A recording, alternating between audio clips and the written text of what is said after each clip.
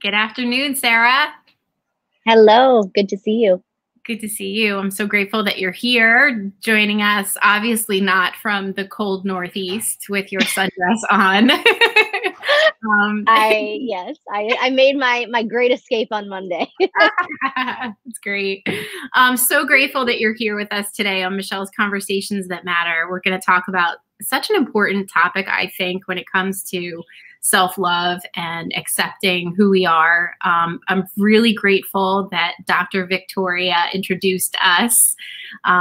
She's amazing. And, serendipity had it that I had a viewer ask me for this topic, and I didn't quite know how to fulfill on that request. And then the universe sort of served you up to me, and I was like, this is just incredibly perfect. So thank you for saying yes to joining me today on Michelle's Conversations That Matter. Thank you so much for having me to interrupt you with some gratitude. Thank you. I feel that. I appreciate that. So what I'm up to with my series, Michelle's Conversations That Matters, I really am out to educate and inspire people around things related to mental health and well-being and resilience. I have experts like yourself on and individuals with stories of hope sharing their journeys with mental health, because I think through open conversation, we can really make a difference with removing stigma so people get care. So I'm always grateful when people share their time with me and with my audience in the spirit of making a difference. So as I said, we're going to talk about body acceptance today, a body acceptance conversation. For the audience who's watching, Sarah, can you just introduce yourself, who you are, where you live, and what you're up to? Yes. Hey, everybody. My name is Sarah Joy Gaines. I am living back now in my original home of South Florida after 8.5 years in New England, and feels really good to be back here in the sun. So that's where I am. And in terms of what I do is I help people love themselves fully. And that starts really with the acceptance first and appreciation of our own physical bodies. My background is really rooted in healing body image, which really stems from my own journey of restrictive eating and wanting to change my body and all these things for so long. And so now it is my mission to help people get to the understanding that it has nothing to do with your body at all. And when we can start to practice, love and appreciation for these bodies that we have, we can start to let that love expand out of us and ultimately really create the life that we desire. So amazing.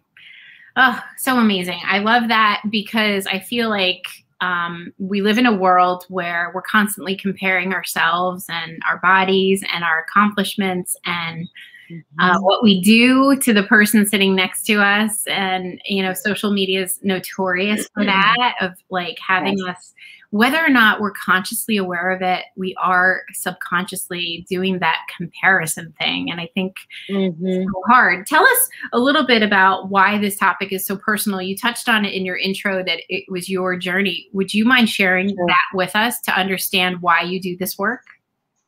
Absolutely. I wrote in my journal when I was 8 years old, I really need to lose some weight. I'm going on a diet tomorrow. And I was 8 years old. And from that moment up until really 22, I tried every single diet under the sun. I did Jenny Craig. I did Weight Watchers. I did these, soup diets and detoxes. I took all of these different supplements and fat burners and really just went through this whole great period of my life, really the majority of my life. I'm 27 now, but I spent so much of my life trying to change my body for what? I wasn't even aware really of what I know now after doing a lot of deep digging was for acceptance and love from others, of wanting to, look a certain way, thinking that would give me the love that I so deeply craved. And, it's really been for me, a practice and a journey of going back and kind of meeting myself at that 8-year-old self and saying, hey, you're so perfect. You're so beautiful. And really rooting out those narratives that are so deeply ingrained. And I think when we start to get into what body image is it's narratives. Image is perception. Perception is our thoughts. Thoughts is a narrative. Yeah. Yeah. I'm reminded of the video Dove Real Beauty. Do you remember that? Where the sketch artist actually draws the way that the woman would describe themselves and then the way another woman sees that woman. And the pictures are so different. Like we're so hypercritical of what we look like. Yeah. And it's so amazing that can only really come from within. Like no matter how much praise or appreciation or acknowledgement you get externally, that really can only come from within, right? Yeah. And the external validation is a nice taste of what we are deeply, deeply desiring. But ultimately, to your point, at some point, it's not going to give. Yeah. If you don't have it within yourself, you're not even going to be fully accepting it from other people. And something that I always say is that if we want to feel the love from other people, if we want to get if anything like that, it needs to start within. Everything that we experience within ourselves is what we experience externally. What does it really mean to accept ourselves, though? Right? Yeah. Like what does it really mean to accept ourselves? Is it like dancing with is it dancing with our imperfections? Like how do you, I'm not going to answer it. You answer it. What does it mean to accept ourselves? That's for you to answer. I think that's an incredible question. And I also would offer that to anybody listening as a journal question of what does it mean to accept ourselves fully? What would it mean to accept myself fully? And I think to what you just said of embracing and dancing with, which I love you use that word because dancing is something I do a lot of, but dancing with those, not even imperfections, but just all the qualities and experiences that have made you who you are and do make you who we are. And I think, we're starting to move into this space where we are recognizing that it's okay and actually really important to talk about all the things that aren't just fine and dandy about ourselves, to understand that we've all experienced painful, traumatic experiences. And when we can start to move into the understanding of those experiences in a way that's safe and held and mindful, in the way of I'm going to do this because I know that it is going to be of benefit for me, we can start to accept that everything that has ever happened in my life has led me to this moment right here. And so accepting myself is accepting my reality. And if we want to shift anything about ourselves, it has to come from a place of acceptance. Yeah. Because if it's coming from like that place of self-loathing or like need or anything like that, that's just not a strong foundation. That eventually will crumble because you're going to go back to that. How do clients find you? Like, I'm just wondering, like, I'm thinking, how do you know I need to reach out to Sarah because I need to learn how to accept myself? I feel like what happens in society is, like you said, like the diets, the pills, the, you know, the purging, the eating disorder, like God forbid, I feel like it has to hit that point before you're like, oh my gosh, this is really a bigger animal than just what I'm doing. So how do they find you? And then what are some of the things that you see when you're, connecting with clients? So, I got started with body love, body acceptance, body image. All of this work started when I was in college, and I created, it was called Fit University, and it was a community of fit and healthy students all across the country. And it was a blog that students were always contributing to. And a lot of what the content ended up being around was how I'm moving through my eating disorder in college, how I'm starting to love myself, how I'm using the gym to actually find my strength and find my power instead of just because I need to. And so a lot of people have kind of been with me from the start of knowing that that's where I came from, and it's always been there. And it's kind of trickled its way across social media or through different, different communities. I've always been involved in a lot of different communities. And so the way that people find me now, it always just kind of seems like either like people come back around or kind of like how we met. It's just like these synchronistic happenstances where it's, I work with different people. And so somebody might say it to somebody else, or I might be speaking at an event and people hear me. But it's really, I always trust that the people who are picking up what I'm putting down, if you will, that they are going to find me, and I'm going to find them. And then together we come together and we heal.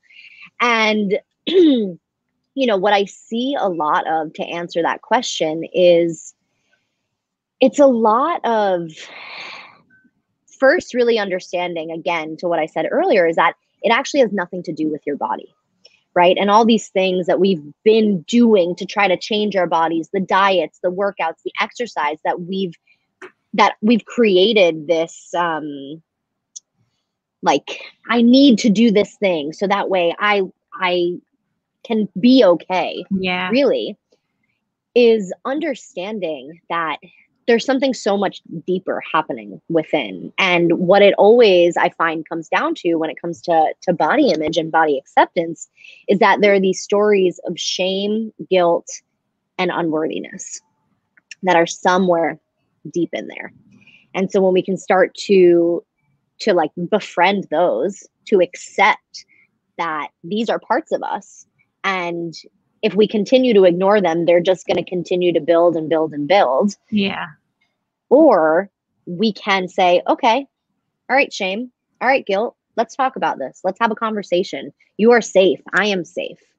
And really allowing yourself to use these painful, just human emotions and states of being, to know that within them is a learning, is a teaching. And then that's where we start to, excavate it and start to pull out, okay, well, what would love say to that shame? If shame was a 6-year-old little girl, what would you say to her? Yeah. Wow. And that's powerful. I feel like people need to recognize when they're unhealthy, what they're trying to quench, right? I mean, like, I've been there. I've been heavy in my life, and I think it was my sister said to me, "You're trying to feed yourself the sweetness of life through food instead of yeah." So I was like, "Oh my gosh!" Like the sweetness of life in the form of food you think is going to fill you up, but what really needs to fill you up is not that. 100%. And really what comes to mind immediately is, and I've seen this a lot during the pandemic because we're at home a lot, is going to food and social media to fill this void of connection. Yeah. And searching for, let me fill myself, let me try to feel connected and full with food or social media, when it's really missing the point. Yeah. Or alcohol. I mean, I would throw that one in. Oh, 100%. Right. Any kind of substance or external anything, even watching, binging Netflix, all these things that we do to drown out the little child inside you that's trying to say, like, hey, I just want a hug. I just want to be recognized. And a lot of the work that I do is a lot of spiritual healing and meditation and journaling. And we use those tools to really get familiar with those pieces of yourself. So that way, again, you can befriend them to use them for good. I love it. So would you say that by sort of tackling the pain or the shame or the guilt, by sort of healing that, do you see that your clients you work with the side effect is that they start to feel healthier, get healthier. They lose the weight because they're not. Yes. Yeah, because they're now at the root of it. They're now tackling you. Yeah. Exactly. Because again, it was never about your body. It was never about your weight. But when you start to feel good inside you, you start to do the things that are good for you. You start to move your body because it simply just feels good to move your body. You start to eat nourishing, nutritious foods because you feel in your body, wow, I feel so much more energized when I'm eating this versus when I'm binging on everything in my kitchen. Right. That's amazing. I would think that would be a nice side effect, that they think they're coming to you for one thing, they get that and so much more. I love that. So for the average person who's watching, what kinds of tips or things would you like to share with us around things that we can do to accept, to improve our body acceptance? What a great question. And really the first thing that's coming to mind is put your hand on your heart. Start there. And just this simple acknowledgement, right? We can't accept if we're not acknowledging. So, okay, I see you. I'm with you. I'm here with you. I love you. And with that, beginning to move your body just in some way. I said before, I'm a big, big promoter of dancing. And that's just putting any song on and excuse me, just dancing around. And what I love about this, and I created a practice, a mindful movement practice called Joy Flow, which is really an intuitive movement practice where we end up dancing, and then there's bits of yoga and meditation kind of thrown in the mix. But what I always guide is notice the thoughts that are coming up when you're dancing. Because if we're not practiced in just letting ourselves dance, you'll start to hear the thoughts come up of, oh, like, this is weird. This is stupid. Am I doing this right? Like, what if somebody sees me? All these things. And so when you can just start to notice them, you're starting to recognize, oh, this is a representation of how I'm showing up for myself and in the world. And so dancing and movement really then becomes this tool of liberation, because, okay, I'm hearing this narrative. Is this a narrative that I want to continue to live in? Or do I want to hear it and say, okay, I hear you, I see you, and I'm just going to dance because my own love and my own expansion is that much more important to me. I love it. That's amazing. Okay, so we should dance. We should make sure that we're connected to our hearts. Yeah. What else? What else you have? Let's see what else we got. You know, the practices that I always will say is journaling and meditation. Yeah. And meditation, I think, also has like a lot of connotation around it, and people are like, oh, I can't meditate. And meditation is simply just noticing. Yeah. Is just becoming familiar with, which is one of my favorite definitions of it. And so sitting and just breathing, just coming to your breath, just noticing your breath, giving yourself the space to notice what's going on both in your body and mind, because again, we can't accept if we're not acknowledging. Right. And so just sitting and breathing gives us an opportunity to just acknowledge what's going on. And that is the first step. Awareness is the first step. Yeah. And with that is knowing that it's going to feel challenging. Yeah. And so giving yourself compassion, again, coming back to your hand on your heart, giving yourself the compassion of, I am doing this. And if I am making this a priority to myself, if I am setting an intention that my acceptance is important to me, just continuously returning to that intention is enough. Right. You know, we do live in a society that has been this go, go, go. I need to do. I need to build. I need to do all the things. I need to be in action and motion. And I mean, God bless the pandemic for giving us a moment to be forced to sit. Yeah. And, with that, breathing, coming back to the intention and knowing that sometimes with this kind of stuff, there's not anything that you even need to tangibly do besides remember. Right. And by coming back to that, you're starting to shift the consciousness, which is going to start to translate. You're going to start to welcome in the things, just like, we came together here. And so, I think kind of overarching umbrella there is be easy with yourself. Yeah. I preach that all the time I have a resilience program, and I always I try to remind people, give yourself grace right now. We're living in a pandemic.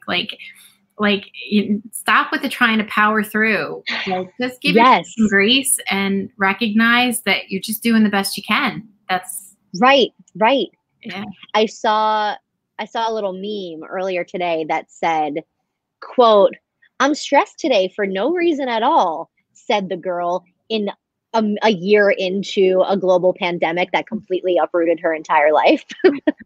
It's so funny. But yet we don't want to act like we're affected, but we are. And, we're trying to pretend that everything is as normal as it can be, but it's all affecting us in some way. Yeah, I just got chills as you said that. Yeah. Yeah.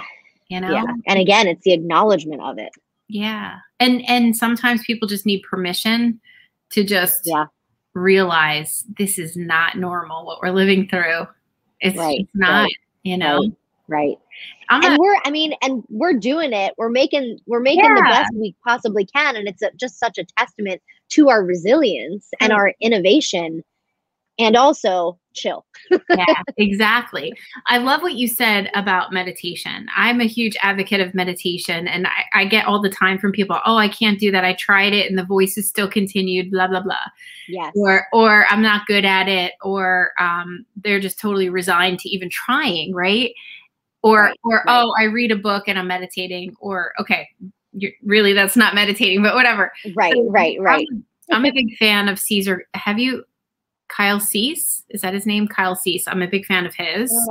So he's hysterical. He has plenty of videos on YouTube. He talks about meditation, but the thing that I loved about, he challenged his audience to meditate for an hour a day. An hour, you just wrap your head around an hour. Yeah. But what was so funny was he dumbed it down. He was like, all you're going to do is you're going to get comfortable. You're going to sit. You're going to make sure you have pillows, and you're just going to sit there. He's like, and you're just going to watch the show. Oh my God, that's so cool. Because people don't realize that there is a show. Right. That's the journey. And it's all here. Yes. That's the journey. And not only is there one show, but there's a million shows going on. So you're like, oh, which channel do I want to flip through? Exactly.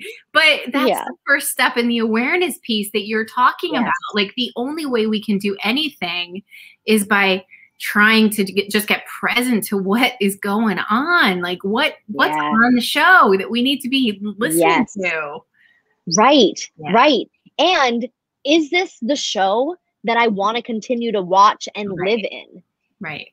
And if we don't sit and we don't acknowledge, then we're just living in it without even knowing. Right.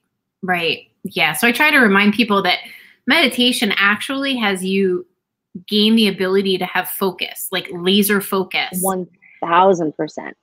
People don't understand that, but I know I'm deeply refreshed. I feel like I've had a nap and I haven't. And I am focused whenever I make the time. And it doesn't take that long. Right. You don't have to do an hour. You could do 10 minutes. No. You can even starting with 1 minute. I know. Exactly. So Sarah, tell us what you're up to and how people can connect with you if they want to work with you or get involved with whatever you're offering. Yeah. So easiest way to connect with me is on Instagram, Sarah J. Gaines. Very active on there. I like to think I post some funny and helpful things. I've seen that. You dancing, by the way. I was going to say that before. She is dancing. I post a lot of dancing videos. I encourage you to dance along with me. So Instagram is certainly one way, And, you know, I think the greatest thing that I want to share here in this space is I lead a body image healing group. It's an 11-week long journey, community journey, where it's broken up into 3 sections. And so the first is healing your body image for good. And so that's really like going back through all those narratives and getting familiar with them so we can change them and rewrite the narrative. The next section is feeling at home in your body. So really starting to tap into, okay, what could it actually feel like to just be so comfortable in this vessel that is your body. And then lastly is expanding into your fullest capacity of self-love. So that is, you know, what is the most expanded version of yourself and how can we actually start to live it right here, right now? So the next cohort starts March 10th. And so people can find information about that on my website, Sarah J. Gaines. And you can also contact me through my website as well. Awesome. Sarah, thank you so much. Any final words that you want to leave with our audience that we should take from this conversation? You've shared so much, so I'm really grateful for you. Yeah, thank you. Thank you for having me and having this conversation. And, you know, the one last thing that I'll share as a reminder is that it has nothing to do within your body, and it has everything to do with what your body is holding. And compassion, grace, ease. Thank you. Thank you so much, Sarah. Thank you for spending some time with us this morning. I really appreciate it. And being my pleasure. Open to sharing with us. We really appreciate it. Thank you. Yeah. Thank you for having me. All right. Anytime. I love these. Enjoy Florida on this beautiful Friday. And enjoy Jersey on a snowy day. Why not? All right. I'm sure I'll follow you and see you. Thank you.